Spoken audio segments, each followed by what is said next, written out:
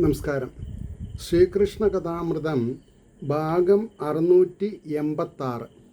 ഓം gum ഗണപതയേ നമഃ. ഓം സംസരസ്വതേ സ്വാഹ. ഓം ശ്രീ ഗുരുഭ്യോ നമഃ. ഓം ശ്രീ രംഗനാഥശർമ്മണേ നമഃ. നാരായണ നാരായണ നാരായണ നാരായണ നാരായണ നാരായണ നാരായണ നാരായണ നാരായണ നാരായണ നാരായണ. ഓം ശ്രീകൃഷ്ണാർപ്പണമസ്തു. ഓം ശ്രീകൃഷ്ണായ പരബ്രഹ്മണേ നമഃ. ഓം ശ്രീകൃഷ്ണായ പരമാത്മനേ നമഃ. ഹരേ രാമ രാമ രാമ ഹരേ ഹരേ, ഹരേ കൃഷ്ണ കൃഷ്ണ കൃഷ്ണ ഹരേ ഹരേ. ശ്രീകൃഷ്ണ കഥാമൃതം ഭാഗം 686. 682 മുതൽക്ക് ചിലപ്പോൾ സീരിയൽ നമ്പറിന് ചില വ്യത്യാസം ഉണ്ടായിരിക്കും, പക്ഷേ സബ്ജക്റ്റിൽ വ്യത്യാസമില്ല. സബ്ജക്റ്റ് കറക്റ്റായിട്ട് പോകുന്നുണ്ട്. ചിലപ്പോൾ 654 55 ഇട്ടിട്ടുണ്ടായിരുന്നു തോന്നുന്നു. അത് ഞാൻ കറക്റ്റ് ചെയ്തിട്ടുണ്ട്. പറയുമ്പോൾ ഇനി വല്ല മിസ്റ്റേക്ക് ഉണ്ടെങ്കിൽ സാരമില്ല. സബ്ജക്റ്റിൽ യാതൊരു വ്യത്യാസമില്ല. ഇന്ന് 686 ഇനി. അപ്പോൾ നമ്മൾ എവിടെയാണ് എന്ന് ചോദിക്കുകയാണെങ്കിൽ 184 സർഗം അവവൃത സ്നാനവും ദുര്യോധനൻ്റെ മാനഭംഗവും എന്നുള്ള ഭാഗമാണ് പറഞ്ഞുകൊണ്ടിരിക്കുന്നത്. അതിൽ 23ാമത്തെ ശ്ലോകം പറഞ്ഞു നിർത്തിയിട്ടുണ്ട്. ആശീർവദിച്ചും പ്രത്യേകം തൊഴുതും അമ്പോരുഹാക്ഷനെ വാഴ്ത്തിയും ഭക്തിവൈശ്യമാർന്നും മെല്ലെ മടങ്ങിനാർ. ഓരോരുത്തരെ യാത്ര പറഞ്ഞിട്ട് ഭഗവാന്റെ അനുഗ്രഹാശിസ്സുകൾക്ക് പാത്രീഭൂതരായിട്ട് മെല്ലെ മടങ്ങിപ്പോയി. അപ്പോൾ ഇനി അടുത്ത ശ്ലോകം എന്താ വേണ്ടത്? രാജർഷി ഹരിദാസൻ്റെ രാജസൂയ മഹോത്സവം നുകർന്നും മതിയാവില്ല മർത്യന് അമൃതം എന്ന പോൽ. രാജർഷി എന്ന് പറഞ്ഞാൽ ധർമ്മപുത്രരെ, രാജാക്കന്മാരിൽ ഋഷിതുല്യനായവൻ എന്നർത്ഥം പറയണം. ദേവർഷി നാരദൻ, ദേവന്മാരിൽ ഋഷിതുല്യനായിട്ടുള്ളവൻ. അപ്പോൾ രാജർഷി ഹരിദാസൻ്റെ, സാക്ഷാൽ ശ്രീഹരിയുടെ ദാസനായിരിക്കുന്ന ധർമ്മപുത്രരുടെ രാജസൂയ മഹോത്സവം നുകർന്നും മതിയാവില്ല മർത്യന് അമൃതമെന്ന പോൽ. അമൃത എത്ര കുടിച്ചാലും പോരാന്ന് തോന്നുത്രേ. മരണമില്ലാത്ത അവസ്ഥയാണ് ഈ അമൃതപാനം കൊണ്ട് ഉദ്ദേശിക്കുന്നത്. അതാണ് മോക്ഷപ്രാപ്തി, ധർമാർത്ഥ കാമ മോക്ഷം. അത് കഴിഞ്ഞിട്ട് പറയണു, അനുഗ്രഹിച്ച് ആ വന്ദിക്കപ്പെടുന്ന ആൾക്കാരെ മുനീന്ദ്രർ എഴുന്നള്ളവേ വന്നിട്ടുള്ള മുനീന്ദ്രന്മാരൊക്കെ പോയി. ആ സമയത്ത് ഭീഷ്മദ്രോണാദി ഗുരുഭൂതരേ എന്നതുമാതിരി, ഭീഷ്മദ്രോണാദി ഗുരുഭൂതരെ എന്ന മാതിരി പല സുഹൃത്തുക്കളെയും ഇന്ദ്രപ്രസ്ഥത്തിൽ ഒട്ടുനാൾ വെറുതെ വിശ്രമിച്ചും. വെറുതെ വിശ്രമിക്കുക എന്ന് പറഞ്ഞാൽ അവരവർക്ക് വേണ്ടപ്പെട്ട ആൾക്കാരെ കാണുമ്പോൾ പെട്ടെന്ന് അവിടുന്ന് വിടാൻ തോന്നില്ല. ഈ വേവ് ലെങ്ത് മാച്ച് ചെയ്യണത്, പരസ്പരം ബഹുമാനിക്കുന്ന ആൾക്കാരുടെ അല്ലെങ്കിൽ സജ്ജനങ്ങളെന്ന് പറയുക, സത്സംഗം ഉണ്ടാവും. സജ്ജനങ്ങളെ കാണുമ്പോൾ സത്സംഗം ഉണ്ടാവും. അപ്പോൾ അവിടുന്ന് വിട്ടുപോകാൻ തോന്നില്ല. പല സുഹൃത്തുക്കളെയും ഇന്ദ്രപ്രസ്ഥത്തിൽ ഒട്ടുനാൾ വെറുതെ വിശ്രമിച്ചും കൊണ്ടൊപ്പം വാണ് ഉല്ലസിക്കുവാൻ. വെറുതെ വിശ്രമിച്ചും കൊണ്ട് ഒപ്പം വാണ് ഉല്ലസിക്കുവാൻ നിർബന്ധിച്ച് അവിടം തന്നെ പാർപ്പിച്ചാൻ ധർമ്മനന്ദനൻ. അതായത് ധർമ്മനന്ദനായിരിക്കുന്ന ധർമ്മപുത്രരെ തനിക്ക് വേണ്ടപ്പെട്ടവരെ നിർബന്ധിച്ച് അവിടെ തന്നെ താമസിപ്പിച്ചു. എല്ലാവർക്കും കൂടി ആഹാരം കഴിക്കുക, എല്ലാവരും കൂടിയിട്ട് ഈശ്വരീയപരമായിട്ടുള്ള കാര്യങ്ങൾ സംസാരിക്കാം. അതാണ് നിർബന്ധിച്ചവിടം തന്നെ പാർപ്പിച്ചാൻ ധർമ്മനന്ദനൻ. സ്നേഹം നിമിത്തം പാർത്ഥന്മാർ 5 പേരും ഒരേ തരം. അതാണ് സ്നേഹം നിമിത്തം പാർത്ഥന്മാർ 5 പേരും. ആരാരാണ് വിനയാന്വിതന്മാർ? പിന്നെ എന്താ പറയുക, ധർമ്മപുത്രനാണോ, ഭീമസേനനാണോ, മധ്യമപാണ്ഡവനായിരിക്കുന്ന അർജുനനാണോ, നകുല സഹദേവന്മാരാണോ, ഒന്നും പറയാൻ വയ്യ. അപ്പോൾ യാത്ര ചൊല്ലിയിടുവാൻ പോലും അയച്ചില്ല അംബുജാക്ഷനെ. യാത്ര പറയാനും കൂടി സമ്മതിച്ചില്ല. പോണ്ടാന്ന് പറഞ്ഞാൽ പോണ്ട, കുറച്ച് കഴിഞ്ഞിട്ട് പോയാൽ മതി. എന്നുള്ള അർത്ഥത്തിൽ യദുവീരരെ വേഗത്തിൽ അയച്ചു കരുണാനിധി. കൃഷ്ണനല്ലാതെ കണ്ട് യദുകുലനാഥന്മാരെ പലരും അവിടെ വന്നിട്ടുണ്ട് സിൽബന്ധികളായിട്ട്. അവരേനൊക്കെ പോവാൻ സമ്മതിച്ചു എന്ന് പറയണു. ഒട്ടുനാൾ കൂടി അവിടം പാർത്താൻ പാണ്ഡു സുതപ്രിയൻ ശ്രീകൃഷ്ണൻ കുറച്ച് ദിവസം കൂടി അവിടെ താമസിച്ചു. സമുദ്രം പോലെ വമ്പിച്ച മഹത്താമി ഒരാഗ്രഹം, സമുദ്രം കണക്കെ ആഴവും പരപ്പുള്ളൊരാഗ്രഹമാണെന്നാണ് പറഞ്ഞത്. അത് അനുഭവിക്കാണ്ട് പോകാൻ പറ്റില്ല. ശ്രീകൃഷ്ണ കൃപയാൽ തന്നെ നേടി മിന്നി യുധിഷ്ഠിരൻ. ഈ രാജസൂയയാഗം അങ്ങനെ എല്ലാവർക്കും നടത്താൻ പറ്റില്ല. അപ്പോൾ ഇവിടെ ശ്രീകൃഷ്ണ കൃപയാൽ തന്നെ നേടി മിന്നി യുധിഷ്ഠിരൻ. ഒട്ടേറെയുള്ളം മുരുകി തന്നെ മേവും സുയോധനൻ. എത്രത്തോളം ആനന്ദസാഗരത്തിൽ ധർമ്മപുത്രരെ മുങ്ങിത്താഴുന്നുണ്ട്. അത്ര അസൂയ ആർക്ക്? സുയോധനന്, ദുര്യോധനന്. രാജസൂയ ഒട്ടേറെയുള്ളം ഉരുകി തന്നെ മേവും സുയോധനൻ. രാജസൂയ മഹായജ്ഞം കൊണ്ടു നാൾ തോറുമങ്ങിനെ വർദ്ധിച്ചു വന്നൊരൈശ്വര്യം കണ്ടു കൺമഞ്ഞളിച്ചവൻ. അതായത് പാണ്ഡുപുത്രന്മാരുടെ ഐശ്വര്യാതിരേകം കണ്ട് വളരെയധികം എന്താന്നാ പറയുക, ദുർബല മനസ്സായിപ്പോയി. ആർക്ക്? ദുര്യോധനന്. പാർത്ഥൻ്റെ ശീലഗുണവും മറ്റും സർവജനങ്ങളും പുകഴ്ത്തിയിടുന്നതായി കാതിൽ വന്നങ്ങലക്കയാൽ എല്ലാവരും പാണ്ഡുപുത്രന്മാരുടെ സൽകൃത്യങ്ങൾ പറഞ്ഞിട്ട് അപ്രീഷിയേറ്റ് ചെയ്യുമ്പോൾ ഇദ്ദേഹത്തിന് മേലൊക്കെ ഇങ്ങനെ കടന്ന് വിറയ്ക്കുക, കയ്യും കാലും വിറയ്ക്കുക, വയർക്കുക. കാരണം എന്താ? അസൂയ. ഒരിക്കലും അസൂയ വരരുത്. അസൂയ വന്നാൽ നമ്മളിങ്ങോട്ടേ പോകുള്ളത്. പാർത്ഥൻ്റെ ശീലഗുണവും മറ്റും സർവജനങ്ങളും പുകഴ്ത്തിയിടുന്നതായി കാതിൽ വന്നങ്ങലക്കയാൽ തിരക്കൊഴിഞ്ഞ സമയം ഒരു നാൾ മെല്ലവേ അന്തപുരത്തിലും മറ്റും മണഞ്ഞങ്ങിങ്ങു നോക്കവേ. കുറേ ദിവസം നടന്നപ്പോൾ കുറേ ആൾക്കാരൊക്കെ പോയി. എന്നൊരു കാര്യം ചെയ്യാം, ഈ അന്തപുരം ഒന്ന് നടന്ന് കണ്ടളെ. കാരണം അന്തപുരത്തിൽ ശരിക്ക് സ്ത്രീകളാണ് ഉണ്ടാവുക. എന്നാലും എന്താ പറയുക, പിന്നെ ഇന്ദ്രപ്രസ്ഥത്തിൻ്റെ പ്രൗഢി ഒന്ന് കാണണം എന്ന് വിചാരിച്ചിട്ട് ഒരു ദിവസം പ്ലാൻ ചെയ്യാണ്. ചമഞ്ഞ അണിഞ്ഞ പാഞ്ചാലപുത്രി എന്തോ ചിരിപ്പതും അങ്ങിങ്ങ് അത്യന്തമുല്ലാസം പൂണ്ടു കൃഷ്ണൻ്റെ പത്നികൾ വൈദർഭിയും ലക്ഷ്മണയും സത്യയും സത്യഭാമയും മറ്റും ദ്രൗപദിയോടൊപ്പം പെരുമാറുന്ന രീതിയും. അവിടെയാണ് കൊള്ളിമൻ മിന്നി എന്ന് പറഞ്ഞ എന്താ അർത്ഥം? അസൂയയ്ക്ക് പടക്കം പൊട്ടി. 18 നിലയുള്ള ഔട്ട് പൊട്ടണ കൂട്ടത്തിൽ അങ്ങനെ പറയാം. തൃശ്ശൂർ പൂരത്തിനാണ് ഈ 18 നിലയൊക്കെ ഔട്ട് പൊട്ടുക അല്ലേ.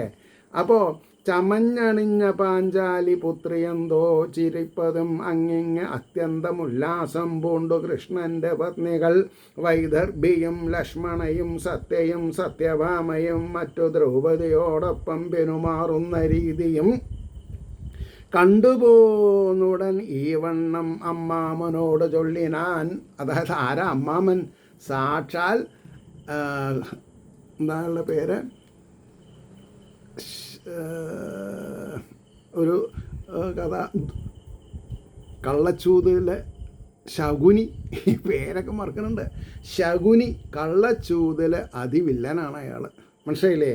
അപ്പോൾ കണ്ടുപോന്നുടൻ ഈ വണ്ണം അമ്മാമനോട്, ഇവിടെ എഴുതി വയ്ക്കട്ടെ, ശകുനി.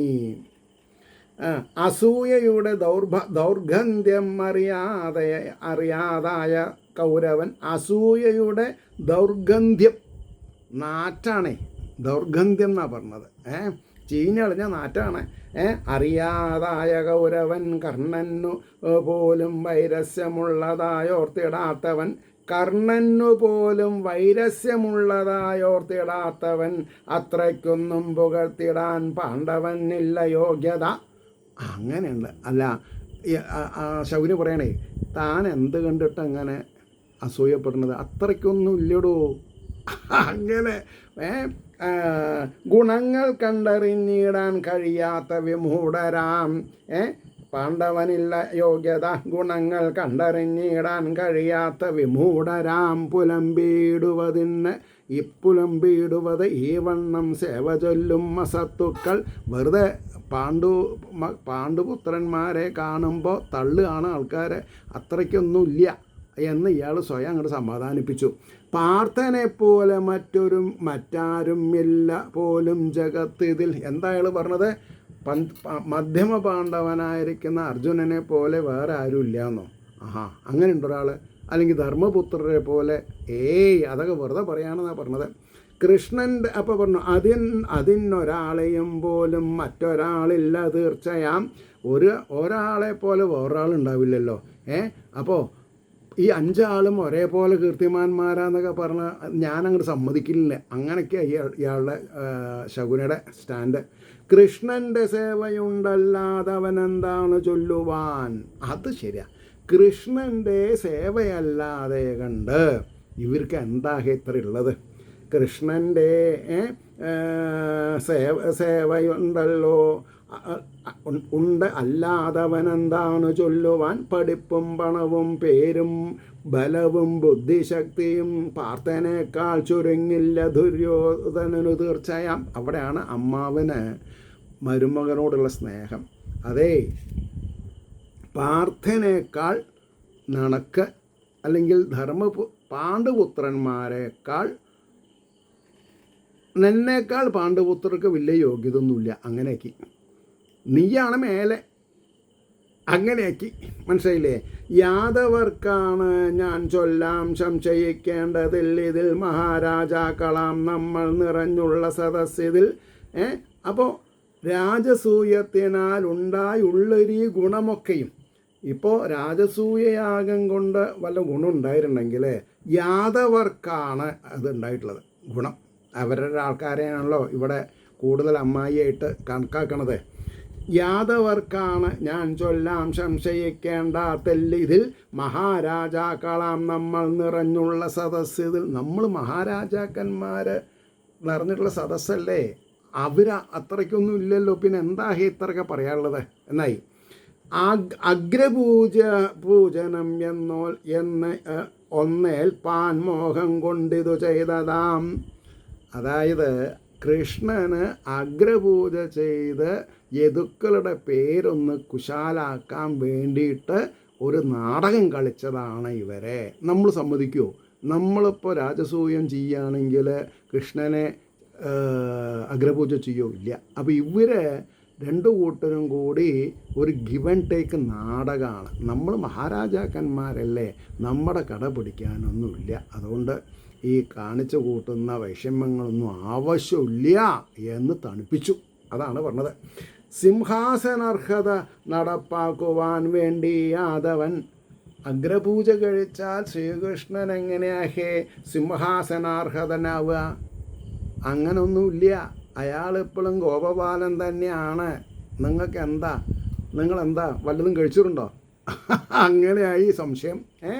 കൃഷ്ണൻ്റെ ചട്ടുകം അതെന്തറിയും ബുദ്ധികെട്ടവൻ. കൃഷ്ണൻ്റെ ചട്ടുകം അതെന്തറിയും ബുദ്ധികെട്ടവൻ. തന്നെത്താൻ കഴിവില്ലാതുള്ളവൻ എന്തഭിമാനമം. തന്നെത്താൻ കഴിവില്ലാത്തവൻ എന്തഭിമാനം. ഇവരൊക്കെ എടുത്ത് തലയിൽ വെച്ചു എന്നല്ലാതെ കണ്ട് എന്തോ ഇതൊന്നും കൃഷ്ണ പരമാത്മാവ് കേട്ടില്ല. അല്ലെങ്കിൽ ആ ശിശുപാലൻ്റെ തല കൊയ്തിട്ടുള്ള ചക്രം കയ്യിലുണ്ട്. അതെങ്കിലും ആലോചിക്കണ്ടേ? പിന്നെ ശകുനീനൊക്കെ വധിക്കാൻ മഹാഭാരതത്തിൽ പലവരെയും ആക്കിയിട്ടുണ്ട്. അപ്പോൾ ശ്രീകൃഷ്ണൻ അങ്ങനെ കയറി മേയുന്നില്ല ആരേനും. ഈ ശിശുപാലൻ്റെ കാര്യം എന്താ വിചാരിച്ചിട്ടുണ്ടെങ്കിൽ ശിശുപാലന് ഇത്തരം മിസ്റ്റേക്ക് സഹിക്കാം എന്ന് ശിശുപാലൻ്റെ അമ്മയ്ക്കൊരു വാക്ക് കൊടുത്തിട്ടുണ്ട്. അതിപ്പോൾ ഏതായാലും ആയി. അപ്പോൾ ആ ബാലൻസ് ഷീറ്റ് അങ്ങോട്ട് ക്ലിയർ ചെയ്തു എന്ന് മാത്രമേ നമുക്ക് മനസ്സിലാക്കാനുള്ളൂ. ദിഗ്ജയത്തിങ്കൽ നാം ഏതും വഴങ്ങിയിട്ടില്ല തീർച്ചയാം. ദിഗ്വിജയത്തിൽ നമ്മൾ വഴങ്ങിയിട്ടും കപ്പം കൊടുത്തോണമെന്നില്ലല്ലോ, നമ്മൾ തന്നെ മീതേന്നാ. ഇവിടെ അവർ വന്ന് മേയാത്തത് എന്താ വിചാരിച്ചിട്ടുണ്ടെങ്കിൽ കുടുംബക്കാരല്ലേ, എങ്ങനെയെങ്കിലും ജീവിച്ചു പോയിട്ടെ എന്ന് വിചാരിച്ചിട്ടാ. ദിഗ്ജയത്തിങ്കൽ നാം ഏതും വഴങ്ങിയിട്ടില്ല തീർച്ചയാം. മിണ്ടിയില്ലൊന്നും എന്നാൽ ഇന്ന് ഇത്രയോർത്തതുമില്ല നാം. അന്ന് നമുക്ക് വേണമെന്നുണ്ടെങ്കിൽ അവരെ നിലയ്ക്ക് നിർത്തായിരുന്നു, രാജസൂയം വടി പിടിപ്പിക്കായിരുന്നു എന്നൊക്കെയാണ് പറഞ്ഞതേ. വേണമെങ്കിൽ നടത്തിയിടാം രാജസൂയം ശരിക്കുടൻ മറ്റൊരുത്തൻ്റെ തുണയെ വേണ്ടതില്ല നമുക്കിതിൽ. ഇതേപോലൊരു രാജസൂയം ചെയ്യാനേ ആലോചിച്ച് നോക്കണം. ഈ കൗരവര് അങ്ങനൊരു രാജസൂയം ചെയ്താൽ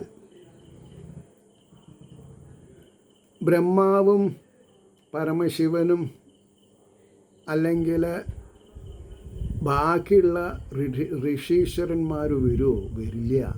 കാരണം എന്താ? അതങ്ങനെയാണ്. സദ്ഗുണപാത്രം, സദ്ഗുണമുള്ളവൻ്റെ അടുത്തേ ഋഷീശ്വരന്മാരൊക്കെ വരുള്ളൂ. അല്ലാണ്ട് കാശുണ്ട് എന്ന് വിചാരിച്ചിട്ട് എങ്ങനെയെങ്കിലൊക്കെ എന്തെങ്കിലുമൊക്കെ ചെയ്തലാന്ന് വിചാരിച്ചാൽ അതൊന്നും നടക്കണ കാര്യമില്ല. അതുകൊണ്ട് വേണമെങ്കിൽ നടത്തിയിടാം രാജസൂയം ശരിക്കുടൻ മറ്റൊരുത്തൻ്റെ തുണയെ വേണ്ടതില്ല നമുക്കിതിൽ. കർണനും ഉണ്ട് അഭിപ്രായം അവിടുന്നൊന്ന് മൂളണം. നമ്മുടെ കർണൻ ഉണ്ടല്ലോ, ദുര്യോധന, നീ ഒന്നിട്ട് മൂളിയാൽ മതി. കുതിര നടത്തലും ആൾക്കാരെ ജയിക്കലൊക്കെ മൂപ്പര് നടത്തിക്കോളും. പിന്നെ ഞാനില്ല എന്തിനും ഏതിനും. ആരെ ആലോചിച്ച് നോക്കണം. ഈ എത്ര വലിയ ലാഘവത്തോടെയാണ് ശകുനി ഇതൊക്കെ പറയണത്. കർണനും ഉണ്ട് അഭിപ്രായം അവിടുന്നൊന്ന് മൂളണം, അത്രയേ വേണ്ടൂ, മറ്റാർക്കും ആവില്ലെന്നോർക്കയാണവൻ. വേറൊരാളും ഈ ഭൂമണ്ഡലത്തിൽ നമ്മളല്ലാണ്ട് രാജസൂയയാഗം നടത്താൻ പറ്റിയ ആൾക്കാരില്ല. പ്രൊഷയോ വേറെയും ചില യോഗ്യന്മാരുണ്ട് പാർത്തട്ടിലൊന്നു നാം ധരിപ്പിക്കണം, എമ്മട്ടും കൂടാതാവില്ല തീർച്ചയായും. ഒരു കാര്യമുണ്ട്, ഈ പാണ്ഡവന്മാരുടെ ഹുങ്ക് നമുക്കൊന്നുകൊണ്ട് മാറ്റി കൊടുക്കണം. ഈ ഭൂലോകത്ത് രാജസൂയയാഗം ചെയ്യാൻ കഴിവും പത്രാസും ഗരിമയുള്ള ആൾക്കാരുണ്ടെന്ന് അവരൊന്ന് മനസ്സിലാക്കട്ടെ. താനൊന്നോട് മൂളിയാൽ മതി എന്നാ. അപ്പോൾ വേറെയും ചില യോഗ്യന്മാരുണ്ടോ പാർത്തട്ടിലെന്നു നാം ധരിപ്പിക്കണം, എമ്മട്ടും കൂടാതാവില്ല തീർച്ചയാം. സർവന്തര്യാമിയാം നാഥൻ ഇതെല്ലാം കേട്ടുമല്ലവേ ചിരിപ്പതുണ്ടാം ഉൾപ്പൂവിൽ നിന്നു കാരുണ്യവാരിധി. ഞാൻ പറഞ്ഞില്ലേ, അദ്ദേഹത്തിൻ്റെ കയ്യിൽ ആ മറ്റേ സുദർശനം ഉണ്ട് എന്ന് പറഞ്ഞില്ല. പക്ഷെ അദ്ദേഹം ഈ പടുഭാവികൾ പറഞ്ഞ് നമ്മളെന്തിനാ അത്ര വിഷമിക്കേണ്ടത്? മൂപ്പറൊന്ന് പുഞ്ചിരിച്ചു. മായ, അത്രയേ ഉള്ളൂ. സർവന്തര്യാമിയാം നാഥൻ ഇതെല്ലാം കേട്ടുമല്ലവേ ഓം എഴുതി വയ്ക്കുക. ചിരിപ്പതുണ്ടാം ഉൾപ്പൂവിൽ നിന്ന് കാരുണ്യവാരിധി മയൻ നിർമ്മിച്ചേകിയതാം മഹത്തായ സദസ്സ് ഇതിൽ ഇന്ദ്രപ്രസ്ഥം എന്ന് എഴുതി വയ്ക്കണം, ഇല്ലെങ്കിൽ മനസ്സിലാവില്ല. ഞാൻ തന്നെ ചിലപ്പോൾ ഇങ്ങനെ വിഷമിക്കും. ഇനി ഞാൻ നിങ്ങളോടൊരു വാക്ക് പറഞ്ഞു. ഈ ഋഷീശ്വരന്മാർ ദുര്യോധനാദികൾക്ക് പോവില്ല എന്ന് പറഞ്ഞതിൻ്റെ ഒരു ടേസ്റ്റ് നിങ്ങൾക്കിപ്പോൾ കിട്ടുമ്പോഴേ. മയൻ നിർമ്മിച്ചേകയതാം മഹത്തായ സദസ്സിൽ ദേവർഷി വിതുരൻ ഭീഷ്മർ വിരാടൻ ധ്രുപദൻ കൃപൻ ദ്രോണർ തൊട്ട മഹാന്മാരും പ്രമാണികൾ പലേവരും നിറഞ്ഞു മിന്നും ആസ്ഥാനമണ്ഡപത്തിൽ വിനീതനായി അണഞ്ഞു തൊഴുതും കൊണ്ടു നിൽക്കും ധർമ്മതനൂജനെ. സത്യധർമ്മ സമത്വാദിഭാവം മുൾത്തിങ്ങി മിന്നുവോൻ. എന്താ ധർമ്മപുത്രരുടെ ഏറ്റവും വലിയ ഗുണം? സത്യധർമ്മ സമത്വാദിഭാവം മുൾത്തിങ്ങി മിന്നുവോൻ. ഇതാർക്കും വേറെ ആർക്കുമില്ല. ധർമ്മപുത്രരുടെ അത്ര സത്യധർമ്മ സമത്വാദിഭാവം മുൾത്തിങ്ങി മിന്നുന്ന ആൾക്കാരില്ല. അതുകൊണ്ട് തന്നെ അവർക്ക് നടക്കില്ല എന്ന് ഞാൻ പറഞ്ഞത്. എനിക്കിപ്പോൾ ആരുടെയും പക്ഷപാതം പിടിക്കേണ്ട ആവശ്യമില്ല. പക്ഷേ ധർമ്മം ജയിക്കും എന്ന് എനിക്ക് അഭിപ്രായമുണ്ട്. കാരണം ഞാനിതിങ്ങനെ വായിച്ച് ഇവരുടെ ഇടയിൽ കൂടെ ഒരു കഥാപാത്രമായിട്ട് മാറിയില്ലേ. ഒരു വർഷമില്ലേ. അപ്പോൾ പറയണു, ദ്രോണർ തൊട്ട മഹാന്മാരും പ്രമാണികൾ പലേവരും നിറഞ്ഞു മിന്നും ആസ്ഥാനം മണ്ഡപത്തിൽ വിനീതനായി അണഞ്ഞു തൊഴുതും കൊണ്ടു നിൽക്കും ധർമ്മതനൂജനെ. സത്യധർമ്മ സമത്വാദിഭാവമുൾത്തുങ്ങി മിന്നുവോൻ മാത്രമാണ് ഈ വിധം സ്ഥാനമാനങ്ങൾക്ക് അർഹനായവൻ എന്നെല്ലാവർക്കും അറിയാം. എന്താണെന്ന് പറയുക, ഈ ഭൂമണ്ഡലത്തിൽ യമധർമ്മരാജാവിൻ്റെ പ്രതിപുരുഷനായിട്ട് അല്ലെങ്കിൽ മകനായിട്ടാണല്ലോ അല്ലേ കുന്തിദേവി യമധർമ്മരാജാവിനെ വിചാരിച്ചു. അതിലുണ്ടായ മകനാണല്ലോ. മാത്രമാണ് ഈ വിധം സ്ഥാനമാനങ്ങൾക്കർഹനായവൻ ഈ വണ്ണം അരുളി ചെയ്തും കൊണ്ടെണീറ്റു മഹാപ്രഭു. ഭഗവാൻ അവിടെ നിന്ന് എണീറ്റു. സർവഭൗമനും സിംഹാസനത്തിൽ അണിമെത്തയിൽ തൃക്കൈ കൊണ്ടു പിടിച്ചമ്പാർ നിരുത്തി വിലസിക്കവേ.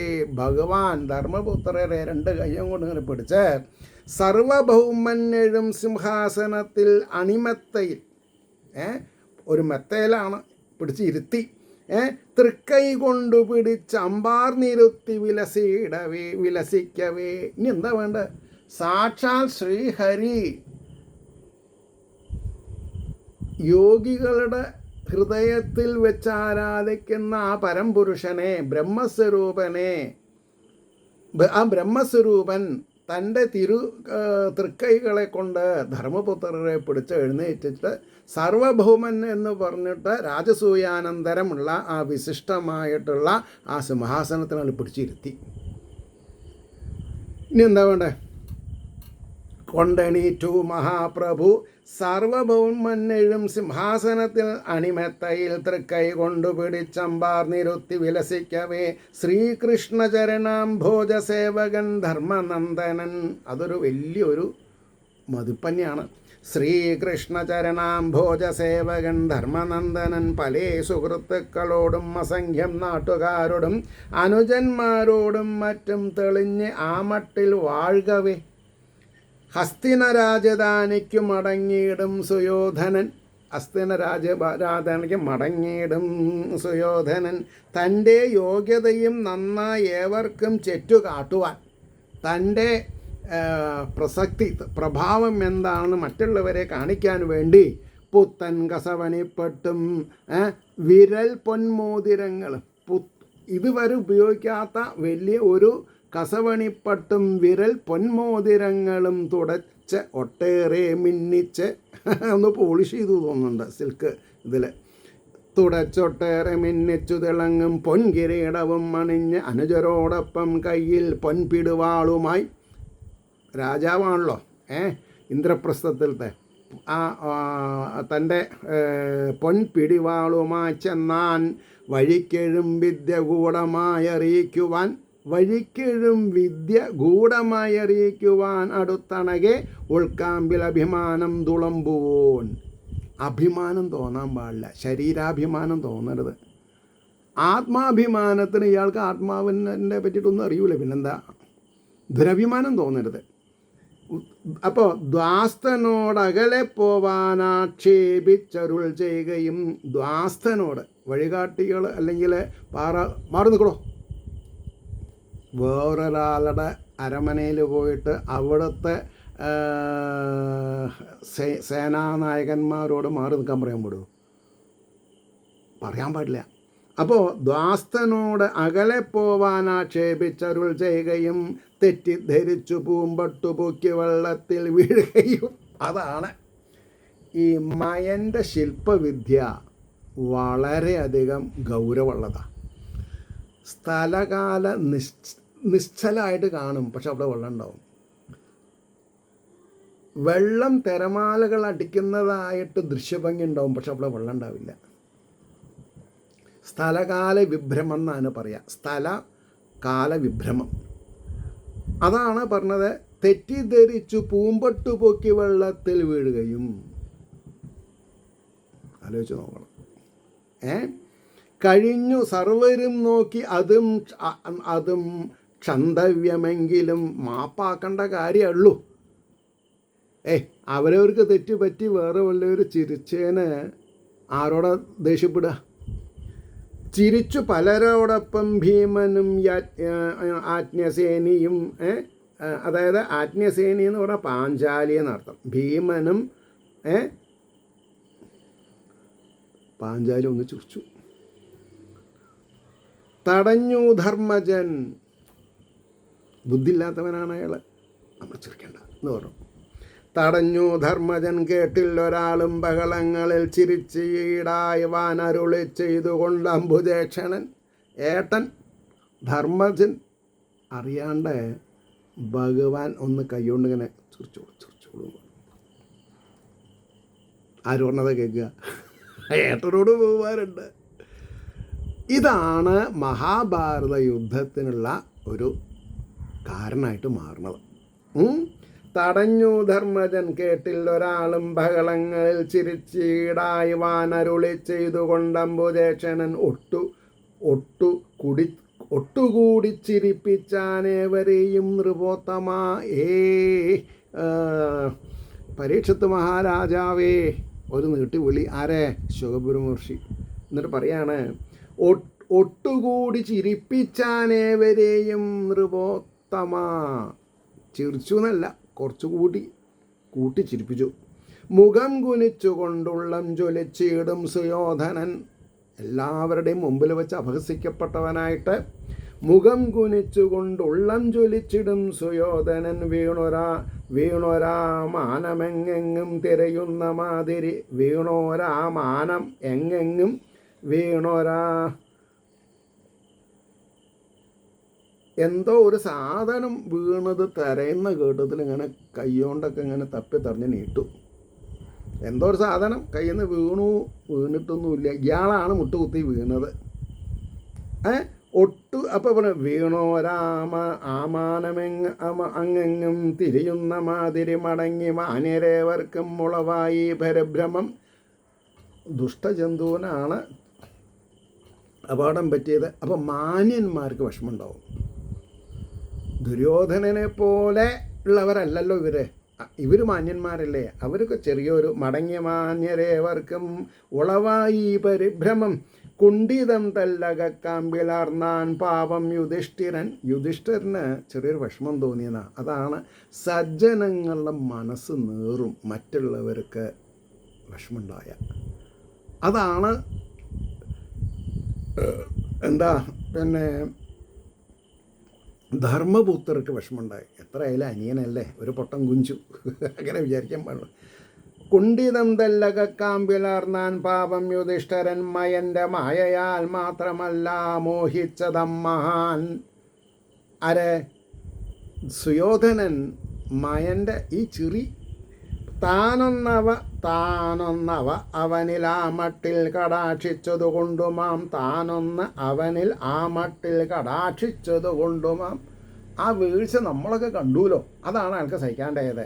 ഈശ്വരൻ്റെ വിലാസങ്ങളെ മറ്റൊന്നാർക്കറിഞ്ഞിടാം. ഭഗവാനാണ് രംഗസംവിധാനം ചെയ്തത്.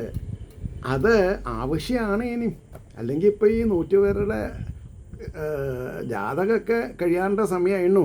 ഭൂഭാരഹരണത്തിൻ്റെ വിത്തുപാകിച്ചതാകയാൽ ഭഗവാൻ ഈ രാജസൂയയാഗത്തിൻ്റെ മാസ്മരികതയിൽ മഹാഭാരത യുദ്ധത്തിന് നാന്ദി കുറിച്ചു എന്നാണ് പറഞ്ഞത്. ഭൂഭാരഹരണത്തിൻ്റെ വിത്തുപാകിച്ചതാകയാൽ മിണ്ടാതിരുന്നു ഭഗവാൻ. തെളിഞ്ഞാനുള്ളിലെത്രയും പുറമേക്ക് ഗൗരവം കാണിച്ച് ഞാനൊന്നും അറിഞ്ഞില്ല രാമനാരായണ എന്നുള്ള നിലയിൽ മിണ്ടാതിരുന്നു ഭഗവാൻ. തെളിഞ്ഞാനുള്ളിലെത്രയും നന്നായി, ഞാൻ വിചാരിച്ച കൂട്ടത്തിലെ കാര്യങ്ങളൊക്കെ വരുന്നുണ്ട് എന്നായി. ദുര്യോധനൻ അന്ന് ദൗരാത്മ്യമുണ്ടായത് മട്ടിലാം മഹായജ്ഞം നടക്കുന്ന വേളയിൽ ഗുരുനന്ദന. ദുര്യോധനൻ അന്ന് ദൗരാത്മ്യമുണ്ടായ അത് ഇതുമട്ടില. ഇങ്ങനെയാണ് ഒരു അപശകുനം ഉണ്ടായത് എന്ന് പറഞ്ഞു. ദുര്യോധനൻ അന്ന് ദൗരാത്മ്യമുണ്ടായത് ഇതുമട്ടിലാം മഹായജ്ഞം നടക്കുന്ന വേളയിൽ ഹേ പരീക്ഷത്തെ ഗുരുനന്ദന എന്ന് പറഞ്ഞു. ഇനി 69ാമത്തെ അവസാനത്തെ ശ്ലോകമാണത്. മനുഷ്യൻ ഈ മംഗളരാജസൂയം മലിഞ്ഞുകൊണ്ട് തിരിയാസ്വദിക്കിൽ. മനുഷ്യൻ ഈ മംഗളരാജസൂയം അലിഞ്ഞുകൊണ്ട് തിരിയാസ്വദിക്കിൽ.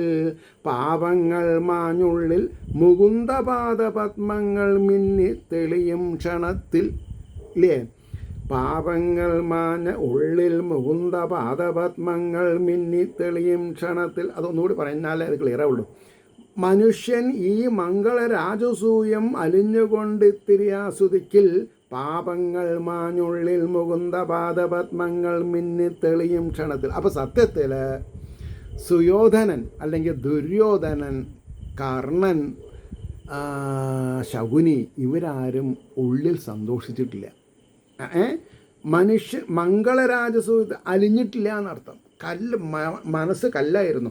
അതുകൊണ്ടാണ് ഭഗവാന്റെ അനുഗ്രഹം കിട്ടാതെ കണ്ടുപോയത് എന്ന് പറഞ്ഞ് ഇത് ശ്രീകൃഷ്ണ കഥാമൃതേ കലികൽമഷനാശനേ ലീലാകാണ്ഡേ ചതുരശീത്യാധികശതമസർഗ സർവത്ര ഗോവിന്ദനാമ സങ്കീർത്തനം.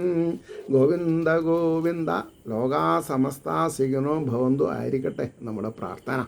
ഏവർക്കും ശ്രീഹരിയുടെ അനുഗ്രഹാശിസ്സുകളും ആവട്ടെ.